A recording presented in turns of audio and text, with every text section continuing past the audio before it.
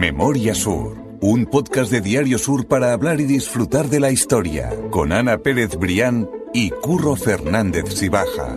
Espacio patrocinado por Cajamar, Banca Cooperativa.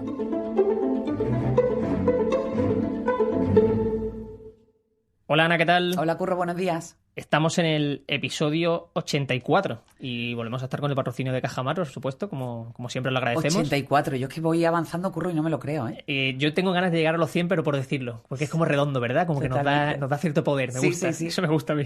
Hombre, nos hemos convertido, desde el punto de vista de nuestro grupo, desde nuestro grupo de comunicación que pertenecemos a Vocento, somos uno de los podcasts más longevos y más veteranos. Así que fíjate esto que empezó casi como una broma, si se me permite la palabra entre comillas, entre todas las comillas del mundo, pues fíjate ya lo que llevamos. Oye, pero yo estoy muy contento, estoy satisfecho. Sí. Sigamos... Lo que no sé, Curro, es cuándo vamos a hacer los 100. ¿Nos coincide con el segundo aniversario? Un poquito después, creo que es en noviembre. Bueno, desde aquí ya aviso que haremos algo importante. Así que todos nuestros seguidores que estén pendientes, que ya daremos las pautas para participar o bien en el 100, en el capítulo 100, o bien en el segundo aniversario, que yo creo que ambas fechas lo merecen. Sí, aparte va a haber poca diferencia entre uno y otro. Creo que el aniversario es en octubre y los 100 en noviembre aproximadamente, y seguro que algo haremos. Y además queremos verles las caras porque recibimos muchos mensajes, mucho apoyo, que realmente este podcast gusta, a nosotros los primeros, y bueno, yo creo que es buen momento para desvirtualizarnos, ¿no? Como se dice esa palabra, y hacer algo especial. Y ya toca también.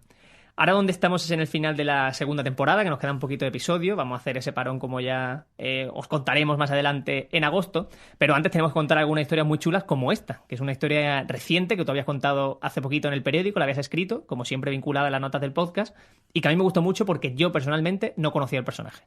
Pues mira, yo lo conocí hace unos pocos años. Estamos hablando de María Manuela Kirkpatrick. Tenía muchísimas ganas de escribir de ella. Lo que pasa que, bueno, al final por una cosa u otra lo vas dejando. Y hace, pues sí, tú lo has dicho, recientemente dije, venga, me voy a meter ya a fondo en su vida, porque siempre teníamos o un poco yo siempre habré escuchado que esta mujer pues había sido la madre de la emperatriz de Francia y de la duquesa de Alba, ¿no? Entonces a mí me pareció algo absolutamente fascinante la personalidad de esta mujer malagueña, nacida en Postigo de Abades, frente a la catedral, bueno, pues que había conseguido, y se me va a permitir la expresión porque ahora vamos a ir a fondo en el podcast, colocar a sus dos hijas pues con dos de los hombres pues más poderosos de la época, ¿no? Entonces, bueno, pues ya te digo, esta historia tiene un mes, la escribí hace un mes, y me consta que gustó porque durante todo el fin de semana estuvo como lo más leído de Diario Sur, ¿no? Entonces, bueno, es lo que hemos comentado mucho, esa energía que recibimos y que realmente pues cada artículo de historia, cada pequeña investigación, pues es muy seguida, y a mí particularmente tengo que decir que me ha conquistado absolutamente la historia de María Manuela Kirkpatrick. Es que tiene una historia muy chula que vamos a contar, y yo invito a la gente a que se ponga cómodo, porque el de hoy es un podcast de esto de mesa de camilla, que decimos tú y yo. Totalmente. Que no es la mejor época para la mesa de camilla. Yo muchas veces lo digo, cuando hice el del Clan de la Alameda, cuando lo vendí en la reunión de cuando yo anuncio mis temas de historia y tal, digo, voy a hacer el Sálvame del siglo XIX. Bueno, pues hoy vamos a hacer otra especie de Sálvame, pero no con un montón de familias, sino con una señora que realmente... Que da para... Bueno.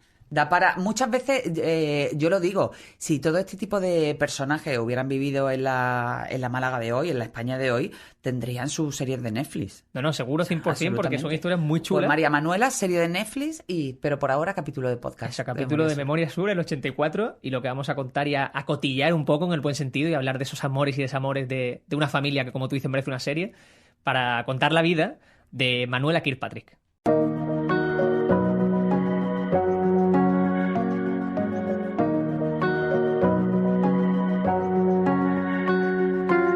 Y que digo lo de que vamos a cotillear, pero que lo hacemos con el mayor respeto del mundo, ¿eh? Hombre, que claro. es de la admiración prácticamente que nos supone imaginar esa Málaga y esa ciudad. Sí, pero Curro, te digo una cosa, cotillear al final, bueno, una palabra que está muy denostada, pero cotillear en el marco del siglo XIX, en el marco del crecimiento de Málaga y en el marco de todas las relaciones que se fueron forjando entre las familias, es una cosa absolutamente imprescindible, porque muchas veces lo hemos contado en este podcast, que sobre todo entre las familias poderosas, entre las familias burguesas, todos los que fueron viniendo, todos los industriales, comerciantes, algunos con una mano delante y otra mano atrás. Ya hemos contado la historia de, por ejemplo, de Manuel Agustín Heredia, que empezó en un negocio de comestibles de Vélez, Málaga. Todo ese cotilleo, e insisto en la palabra si se me permite, sirve también para dibujar muy bien el crecimiento de Málaga, porque posteriormente entre todos esos hilos de poder que se fueron estableciendo entre ellos, a veces no, la mayoría de las veces entre matrimonios, con matrimonio entre las diferentes familias, sirvieron también para forjar alianzas paralelas en el plano industrial, en el plano político, en el plano comercial, que le dieron al final ese fuste a Málaga. Totalmente. Entonces, bueno, es decir, es un cotilleo con cierto sentido. Y que yo creo también que cuando hablamos de colocar, que a día de hoy suena machista porque lo es. Sí, bueno, hoy sería una cosa horrible que no pasaría ni uno solo de los filtros de la corrección política. Eso es, pero cuando hablamos de colocar es eso, es de poner literalmente a esa persona, a esa mujer en este caso, en ese círculo de poder, en ese círculo de relaciones que al fin y al cabo te garantizaba un futuro estable y un futuro mucho más certero dentro de la inestabilidad que había en aquella época. Claro, pero si es que además tenemos muchísimos ejemplos. Hemos hablado aquí de Amalia Heredia, que se casó con Jorge Loring. Hemos hablado de Trinidad Grun, que se casó con el hijo mayor de los Heredia, con Manuel Heredia, su hermana, Julia, que se casó con el segundo hijo de los Heredia, con Tomás. Es decir, era una forma de actuar, de vivir y de estar que se asumía como algo lógico para que también ese poder que la familia había ido adquiriendo poco a poco, pues no se perdiera, ¿no? Entonces, bueno, como decimos muchas veces, esta historia contada con los ojos del siglo XXI no pasaría ni uno de esos filtros, pero en el siglo XIX tenía todo el sentido de la época. Y si hablamos de la persona de referencia que supo captar esa necesidad de dejar bien colocada a su hija, indudablemente la protagonista de la historia no es otra que María Manuela Kirkpatrick, ¿no? Que dejó pequeño al clan de la Alameda. Totalmente, no, y además yo desde que leí ese artículo me estaba acordando precisamente también de Anita Delgado, o sea, que le digan a Anita Delgado si no le fue mejor la vida cuando le casaron con él. Anita Delgado no fue el caso de una familia burguesa que realmente no quería perder la influencia, sino pues un cuento de la Cenicienta. Eso es. Curro, una chica de una familia muy humilde, cuyo padre era el dueño del Café de la Castaña, que además por una serie de problemas que tuvo con las autoridades de la época por tema de pago de impuestos, porque había abierto un negocio ilegal de juego, ilegal en el sentido de que no pagaba impuestos. Se tuvieron que ir a Madrid y allí conoce nada más y nada menos que al Marajá de Capurtala y se convierte en la Maharaní de Capurtala. En ese sentido es casi un cuento de la Cenicienta, pero en otros casos, como el de la época, ya te digo, que eran familias que no estaban dispuestas a renunciar a esa posición que habían conseguido. Y además también hay que dar otro matiz importante, que todo el mundo lo va a entender, sobre todo en el caso de las mujeres, de las chicas, de aquellas damas, bueno, pues tenían que hacer buenos matrimonios para mantener ese estatus al que estaban acostumbradas por cuna. Claro, exactamente. Es decir, en el siglo XIX lo que se esperaba de una mujer de esa buena posición era que se casara bien y que la vida que se esperaba de ella, justo la vida que se esperaba de ella, que era la casa, los niños y un poco pues a dedicarse a esa vida social, ¿no? A esa vida social y a seguir haciendo grande desde otra trinchera, si se me permite también esa palabra, el legado de la familia. Bueno, pues lógicamente las madres y los padres pues querían que las hijas en concreto se casaran bien.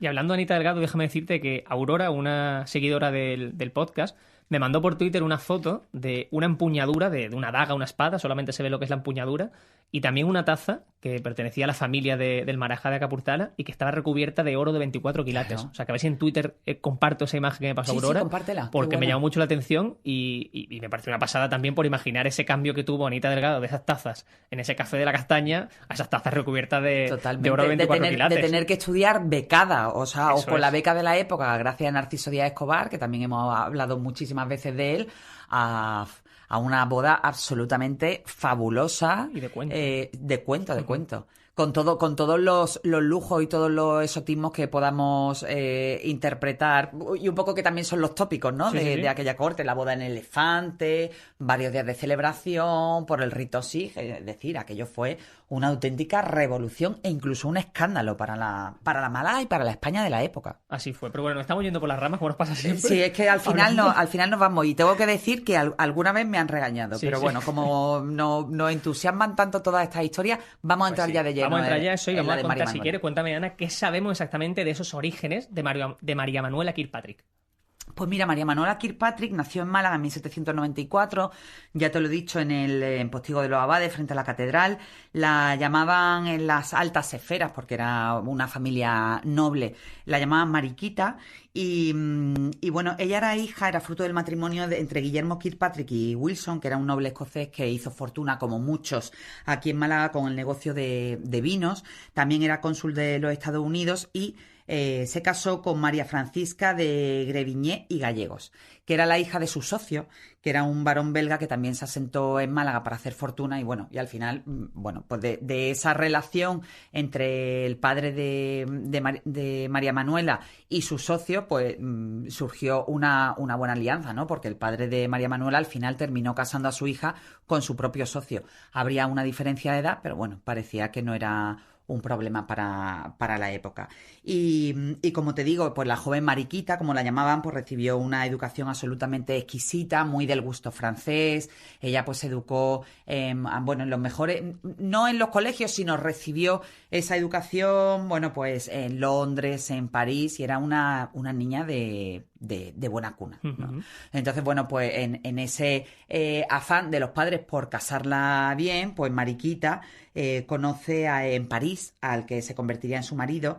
Se llamaba Cipriano Palafox y Portocarrero, que era conde de Teba, y a la muerte de su hermano recibió ya el título de conde de Montijo. Por eso también se le conoció a María Manuela Kirkpatrick. Cuando hablamos de ella, pues la conocemos también como la condesa viuda de Montijo. Eso es, tú estás contando que conoció al que sería su marido, a Cipriano Palafox, en Francia, que tenía varios títulos, como el conde de Teba, o también luego el conde de Montijo tras la muerte de su hermano. O sea que parecía un buen perfil, parecía un buen partido para María Manuela. Pero el padre de Manuela no veía esa unión con buenos ojos, y tampoco se le describía muy bien en la prensa de la época. No se le describía bien, porque hay aquí una frase que además voy a leer literal de cómo se le define al pobre Cipriano. Se le dice cojo, tuerto y hasta manco, pero gallardo y esbelto.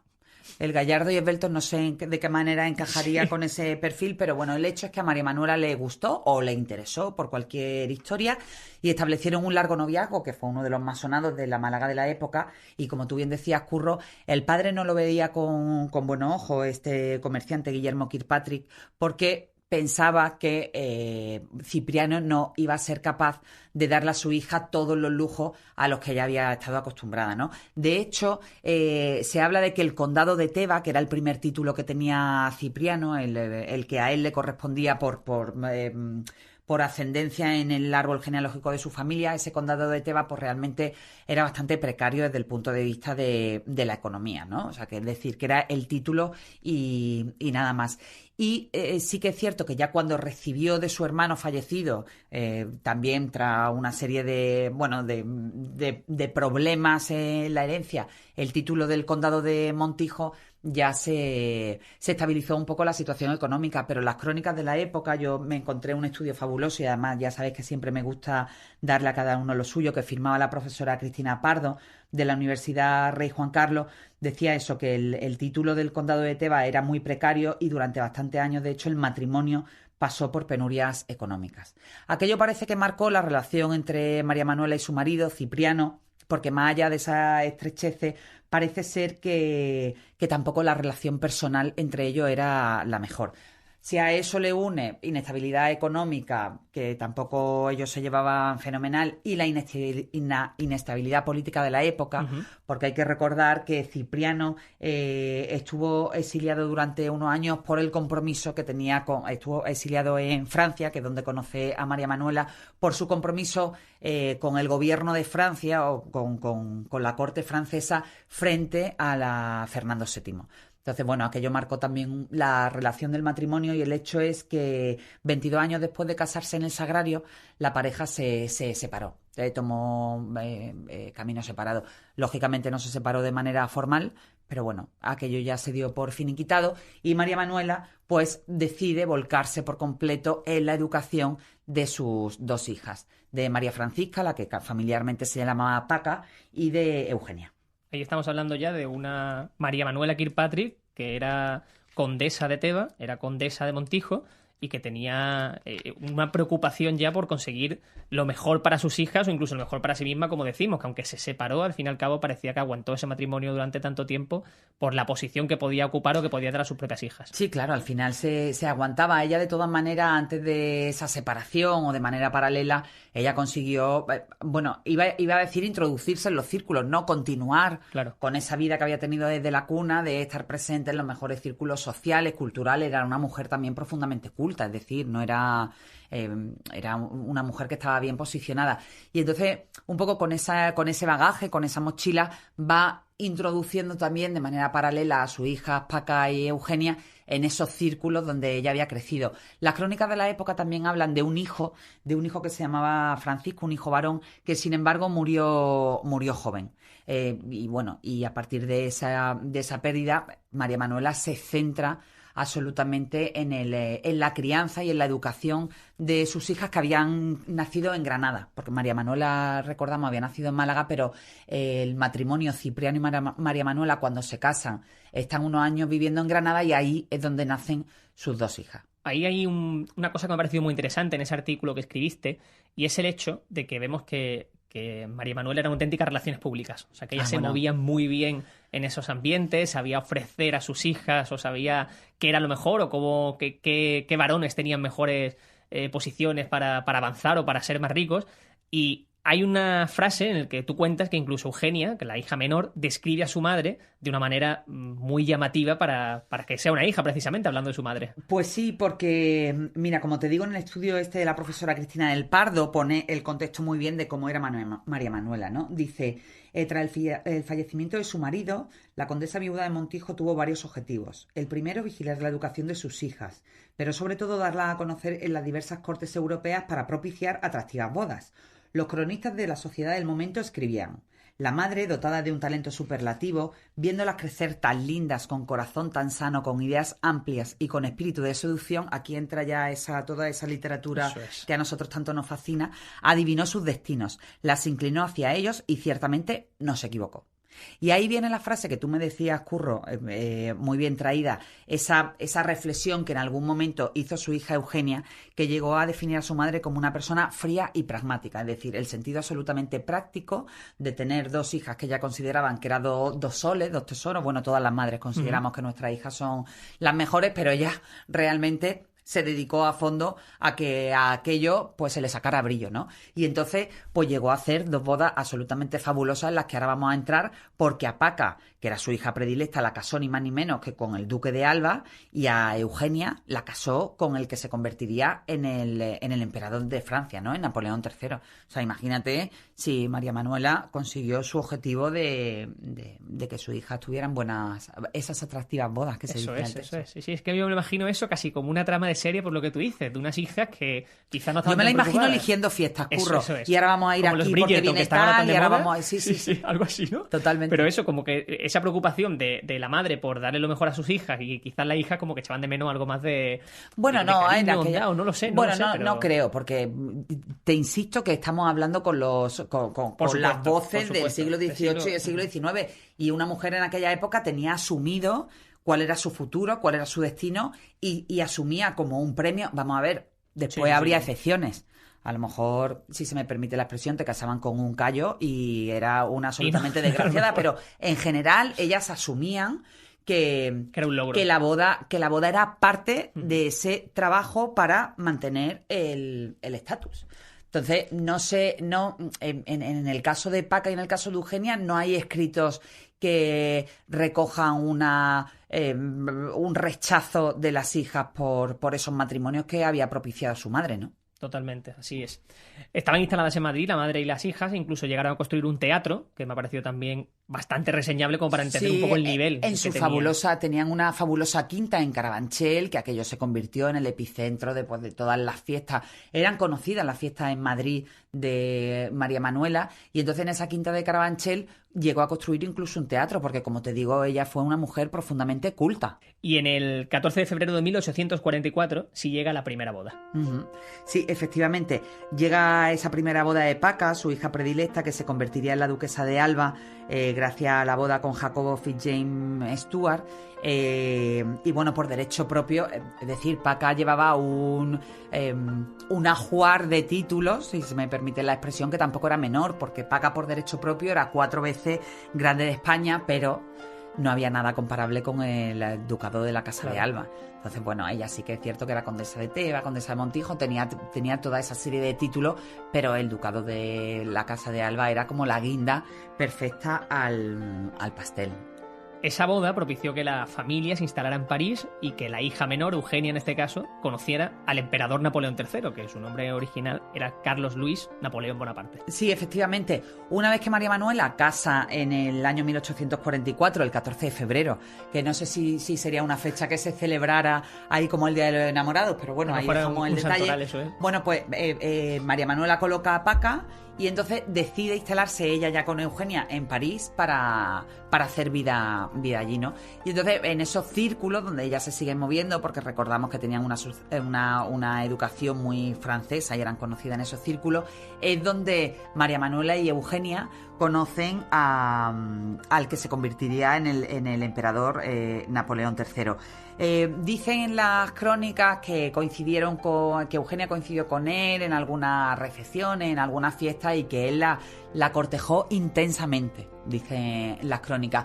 Pero la petición de mano y sobre todo la aceptación de María Manuela, que su hija realmente se casara con Napoleón III, no tuvo fumata blanca hasta que él no se convirtió en emperador. Es decir, que ella quería tener la garantía de que su hija Eugenia, que además era una mujer absolutamente bellísima, que tenía muchísimos pretendientes, ella quería estar convencida de que se casaba con un emperador y no con el pretendiente al trono, ¿no? Entonces, bueno, el hecho es que Napoleón III jura y unas semanas después, en concreto en enero de 1853, consigue casarse con la joven Eugenia, primero el enlace civil en las Tullerías, y unos días después tuvo el fabulosísimo enlace religioso en Notre Dame. Podemos imaginar lo que tiene que ser una boda en Notre Dame, y las crónicas de la época, bueno, pues lo recogen efectivamente como un enlace fabuloso y con el sabor al antiguo régimen, ¿no? Al ancien régime, como se dice en Francia, y con todos los lujos de la época, toda la gran sociedad y todo el boato de alguien que hacía una semana se había convertido en emperador de todos los franceses, y que por boda convertiría a Eugenia, a la joven Eugenia, en emperatriz también de los franceses. Por si fuera poco, lo que ya había conseguido, que tenía una hija duquesa de Alba y la otra emperatriz de Francia, tenía muy buena relación también María Manuela con la reina española, con Isabel II, que incluso la llegó a incluir en su círculo más íntimo, nombrándola camarera mayor de palacio. Pero esto realmente duró poco tiempo. Sí, duró poco tiempo. Mira, cuando María Manuela casa a Eugenia en París, bueno, ya ella tiene como la sensación de misión cumplida, ¿no? Ya he conseguido colocar a mis 2 hijas y todo fabuloso. Ella vuelve a Madrid. Y en Madrid ella sigue teniendo una relación muy estrecha con la corte. Lo que tú comentas de ese vínculo que tuvo tan profundo con Isabel II fue entre los años 1847 y 1848, es decir, justo después de la boda de Paca y antes de la boda de Eugenia, que ella fue nombrada por la reina como camarera mayor de palacio, que era el título más ostentoso de la corte al que podía aspirar una mujer, ¿no? ¿Qué ocurre? Que aquello solo duró un año porque María Manuela, que era una mujer también con un fuerte carácter, tuvo unos profundísimos desencuentros con el marqués de Miraflores, que era el presidente del Senado y además también era el gobernador de Palacio. Y aquello hizo pues que tuviera que cesar en el cargo un año después. No obstante, como te digo, como ese vínculo con la reina Isabel II era tan profundo, ella, la soberana, le concedió a María Manuela el privilegio extraordinario de mantener ese honor como camarera mayor de palacio hasta que terminara su reinado. Fue un nombramiento absolutamente o una excepción que no se daba mucho en la época, o sea, que no se daba cuando tú cesabas en el cargo, ya te ibas de la corte, pero en el caso de María Manuela sí consiguió mantener esos privilegios precisamente por esa relación casi personal con la reina, ¿no? Déjame subrayar algo, Ana, y es que estoy pensando que hablamos de que tuvo una relación muy cercana con la reina Isabel II, hija de Fernando VII, que en su día fue el motivo por el que el marido de María Manuela se tuvo que exiliar en a París. Francia. Exactamente. Justo. O sea que para que veamos un poco el nivel o la facilidad que tenía María Manuela para moverse en esos altos Cipriano cargos. por su cercanía con Francia se tuvo que exiliar en París mientras Fernando VII estaba aquí en el poder. Bueno, después recordamos que esa etapa absolutista pues termina con Isabel II, posteriormente con la regencia de María Cristina. Bueno, hemos hablado aquí de ese tiempo histórico que permite, entre otras ocasiones, y hago un brevísimo paréntesis, permite, entre otras cosas, que Torrijos y sus hombres sean trasladados desde el cementerio de San Miguel, que habían sido fusilados por Fernando VII, una vez que el reinado de Fernando VII termina y empieza la época liberal, no es cuando ellos pueden ser trasladados a la Plaza de la Merced.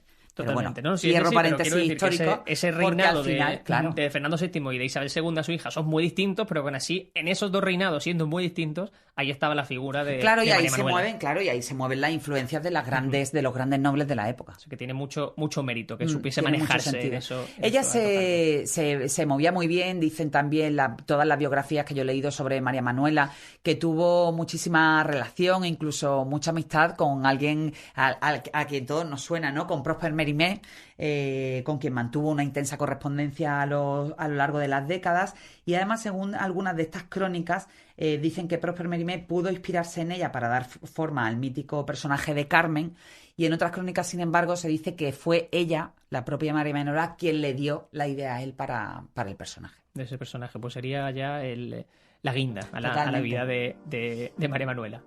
Y tras esas décadas doradas, en la que estamos hablando, que consiguió todos esos objetivos vitales que ya tenía, sí comienza poco a poco a apagarse ese poder que tenía María Manuela, porque empiezan a acontecer una serie de desgracias en su vida. La primera es que en 1860 fallecía Paca, que era su hija mayor, y lo hacía con solo 35 años.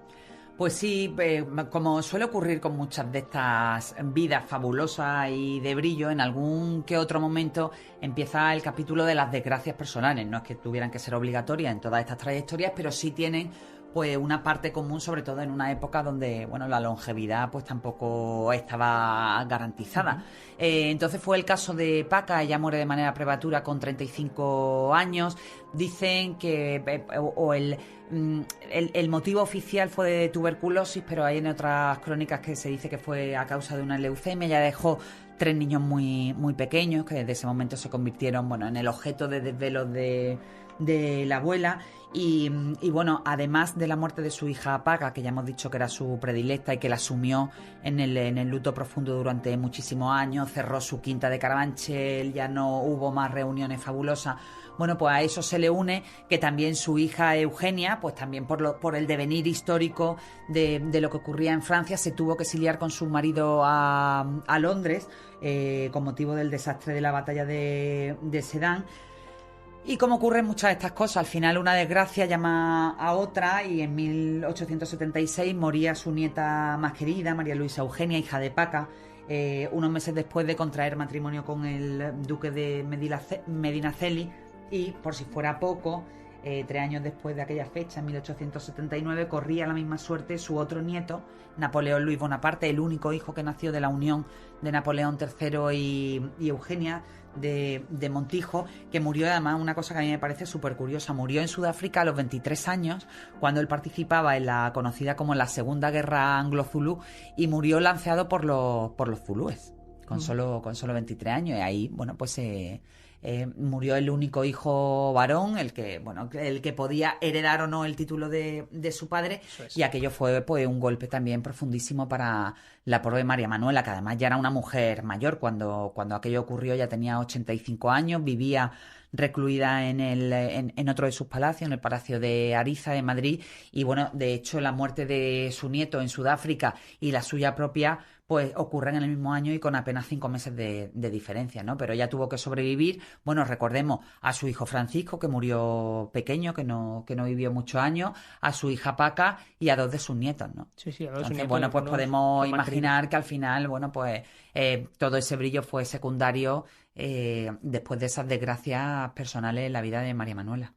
La vida precisamente de María Manuela, o más bien la de su hija María Eugenia, es recordada por los maestros León y Quiroga en una copla que me encantaría poder poner, pero ya sabemos que con los derechos de autor No y nos tal en vamos el a podcast arriesgar. no nos podemos arriesgar, a ver si no podemos escuchar el capítulo Y entero. si por no, poner que algo la de gente música. desde Pero aquí sí, animamos que se vayan a YouTube y que pongan la copla María Eugenia, que fue escrita para nada más y nada menos que para Concha Piquer, de los maestros León y Quiroga, y ahí se recoge muy bien la vida fabulosa de María Manuela y sus hijas. Yo voy a dejar el enlace a ese vídeo de YouTube en las notas del podcast por si alguien quiere escucharlo. Y aparte, en la descripción de ese propio vídeo, que lo he estado viendo, viene la letra de la canción que habla literalmente pues eso, de todo lo que hemos contado y de esa vida. Al final una vida de copla, Curro. Totalmente, no sé si es muy tonadillera. La podemos llamar como quiera, una vida de copla, una vida de Sálvame, una vida de Clan de la Alameda, pero bueno, yo creo que es una vida fabulosa y una vida intensamente vivida. Totalmente, y bien aprovechada.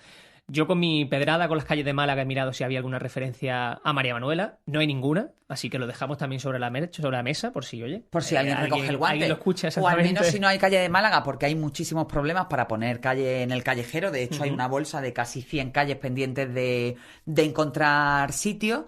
Sí que a lo mejor se le puede poner en ese proyecto que está muy bien del área de cultura del Ayuntamiento de Málaga una placa en el lugar donde nació María Manuela Kirkpatrick, que eso al final no ocupa espacio, es decir, no le tienes que dedicar una calle y no representa un problema, pero yo creo que esa iniciativa de las placas está muy bien. Está muy bien porque te permite pasear muy bien por esos lugares que fueron históricos y que te hace recordar a las grandes personas de Málaga, ¿no? Hay ya placas en la Alameda para recordar a Luis de Unzaga. Justo iba a contar eso, que Luis de Unzaga se puso hace relativamente poco y era con el en Villamaya, que fue la primera placa de Porfirio Enmerdú y bueno, la verdad es que esa iniciativa está muy bien. Se agradece, la verdad es que sí. Pues eso, a falta de una calle, lo que sí le dejamos es un episodio para ella y para sus hijas, en recuerdo. Y una copla. Y una copla, exactamente. Y con eso ponemos el broche al episodio 84, Ana. Muy bien, Curro, pues muchas gracias como siempre. Gracias. Memoria Sur es un podcast de Diario Sur. Escucha un nuevo episodio cada semana en iVoox, Spotify, Apple Podcasts y consulta las referencias de este episodio en diariosur.es.